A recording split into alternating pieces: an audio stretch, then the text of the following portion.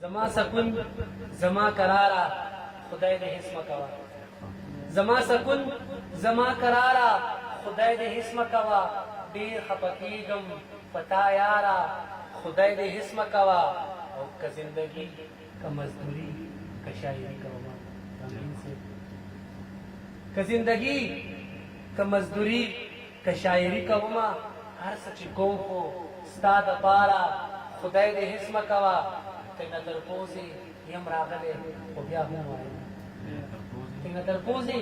یم راغلی خو بیا هم وایم زما ژوندونه ناپکاره خدای دې هیڅ مکوا ایله مې زړه په ځای شي ایله ساه واخلمه ایله مې زړه په ځای شي ایله ساه واخلمه چې راته یې وویل نزاره خدای دې هیڅ مکوا سلامونه نیکې هیلې احترامات مې ومنئ مینهوالو ستاسو ورور یم قربا کامران ارماني د پښتو پیج د خوا نه تاسو ته مخاطب یم او نن ډېر زیات خوشحاله یم چې په څنګ کې را سره د مرحوم نظام شاه منصوري د تره زامن ناست دي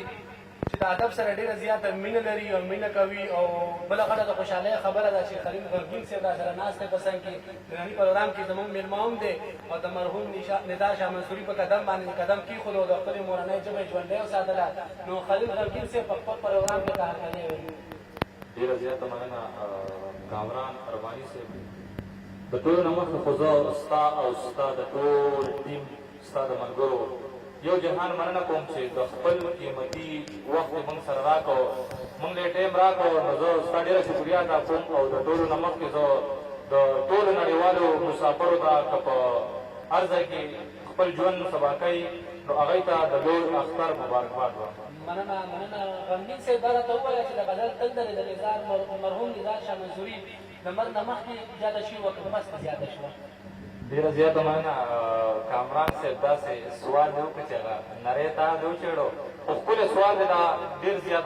کسان ماله دا تپوس کوي چې د نظار د مرګ نه مخکې خو ستا داسې څه غزل څه دغه نو تل زموږ د مخکې نه وه د غزل ته چاربیتې ته شعر ته مورنۍ ژبه به دا موږ وو چې پښتو ته موږ ډېر زیات خدمت وکړو خو دا ووایم چې د دې دپاره موږ نظار ارواښاد پرې کړی و د هغه ډېره زیاته مینه وه ډېرې منډې ترړې وه زموږ څه مصروفیات هم ډېر زیات وو نو د هغه د مرګ نه پس موږ بیا چې کوم دی نو داسې قدم کېښوده چې یو خو د نظار نوم ورک نه شي هغه که په مشاعرو کې هغه که په یو محفل کې هغه که د غزل په خبرو باندې هغه که په هر یو لحاظ باندې زه وایم زه وایم چې د نظار شاه منصوري د نظار ارواښاد هغه نوم موږ ورک نه کړو هغه موږ ختم نه کړو ځکه چې په دې باندې زه د دوبۍ ادبي تړون چې کوم دی ډېره زیاته شکریا ادا کوم چې هغه یې بیا دومره غټ دغه وکړو چې یو کتاب هم هغه یې چاپ کړو مرګ انجام دا ستی نه دی د هغه یو کتاب هم راغلی دی تاسو به کتلی مننه نو خلیل غمګین صاحب مینهوال سترګې په لار دي غزل راته ډالۍ کړه چې غزل نه په شریکه باندې خوندونه واخلو ډېره زیاته مننه زما خو مات ګډ لیکل دي ډېر ښه نه دي خو امید لرم چې ستاسو او ستاسو د ټیم او ستاسو د مینهوالو به ډېر زیات خوښ یو درې شعرونه به تر غزل نه مخکې ډالۍ کومه چې پروا اونکړې که مې سر که مې ځیګر ماتېږي پروا اونکړې که مې سر که مې ځیګر ماتېږي او د عمر تنده به اشنا ستا په نظر ماتېږي پروا اونکړې که مې سر که مې ځیګر ماتېږي او د عمر تنده به اشنا ستا په نظر ماتېږي او مطلب ده چې زه ورته سل کارونه پرېږدم او ګودر ته لاړ شم کامران صاحب زه ورته سل کارونه پرېږدم او ګودر ته لاړ شم بیا هم د یار هغه واده په مازدیګر ماتېږي زه ورته سل کارونه پرېږدم او ګودر ته لاړ شم زه ورته سل کارونه پرېږدم او ګودر ته لاړ شم بیا هم د یار هغه واده په مازدیګر ماتېږي او ذاکر صاحب تر ډالۍ ما سره په څنګ کې ناست دی زما ډېر د څنګ یار دی چې کچکول د مینې لاس کې ستا کوڅې له بیا کچکول د مینې لاس کې ستا کوڅې له بیا راغلمه صبرېږم نه که مې په دې خبره سر ماتېږي نو دا یو درې شعرونه خو مینهوال ته به دوه شعرونه نور هم ووایم د پښتو په مناسبت باندې د نن سبا چې کوم حال دی نو وایي زه درنه امر غواړم او تاسو راله شر جوړوئ زه درنه امر غواړم او تاسو راله شر جوړوئ او د پښتونخوا په هر یو کور کې راله جنگ جوړوئ ډېر ښه دی. زه پکې امن غواړم تاسو راله شر جوړوئ او د پښتونخوا په هر یو کور کې راله جنگ جوړوئ او موږ پښتانه امن پرسته قوم یو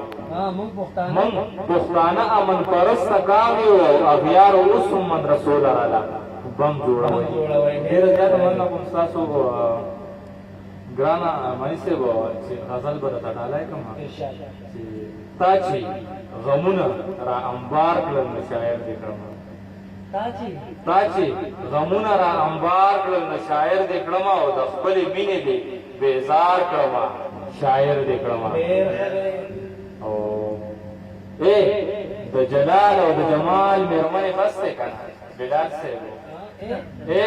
د جلال او د جمال مېرمنې بس دی که نه او په زړه دې ټول پرهار پرهار کړم شاعر دې کړم. او د غزل مطلب دا ده چې سپوږمۍ ته ټوله شپه ولاړ یم او سوالونه کوم سپوږمۍ ته ټوله شپه ولاړ یم او سوالونه کوم او چې تا له خوښ زه کوم یو سوال کوم شاعر دې کړم. سپوږمۍ ته ټوله شپه ولاړ یم او سوالونه کوم چې تا له خوښ زه کوم یو سوال کوم او شاعر دې کړم. او د خدای دپاره پښتنو لږ را بیدار شئ که نه د خدای دپاره پښتنو لږ را بیدار شئ که نه او ستاسو فکرونو خو لیوال کړم شاعر یې کړم. او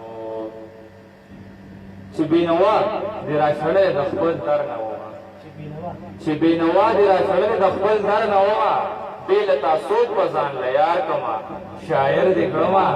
چې بېنوا دې را شړی د خپل در نه یمه چې بېنوا دې را شړی د خپل در نه یمه او بې له تا څوک به ځان له یار کړمه شاعر دې کړم. او اخري مطلب چې راته یې وویل خلیله هېڅ پروا ونه کړې ذاکر صاحب راته یې وویل خلیله هېڅ پروا ونه کړې او اوس به ټول ژوند د تا نظار کړمه شاعر یې کړمه. ډېر ښه دی. دا و خلیل غمګین صاحب و د صوابۍ د سیمې د شاه منصور کلي اوسېدونکي ډېر ښایسته غزل یې مې ته په خپل خوږ غږ کې ډالۍ کړو. د موقع مناسبت مې د مراد یوسفزي او دوه شعرونه رایاد شو په پروګرام اخر کې مې تاسو ته ډالۍ کړم چې په لاس یې په نکریزو لیکلی زمانو ته زړه سره یې ټوله شپه نیولې زمانو په لاس یې په نکریزو لیکلی زمانوم او ته زړه سره یې ټوله شپه نیولې زمانو او چې رانغلې اختر له نو هم دغه به کېدله چې رانغلې اختر له نو هم دغه به کېدله او مراد خپل تلینه یې خوړلې زمانو